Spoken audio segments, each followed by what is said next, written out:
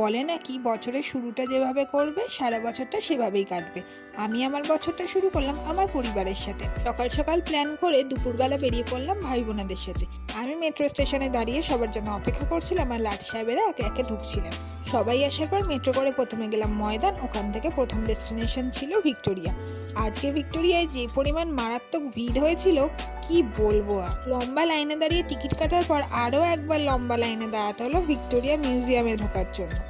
আর এই পুলিশ কাকুকে দেখো, শুধু টিকিটটা নিল আর টক করে ছিঁড়ে ফেললো, 50 টাকার টিকিট আমার শেষ। তারপর ভিড় ঠেলে ঢুকলাম মিউজিয়ামে রানী ভিক্টোরিয়াকে দেখে আর বাকি সব কোনো রকমে দেখে ভিড়ের গোতাগুতি খেয়ে বাইরে বেরিয়ে এলাম।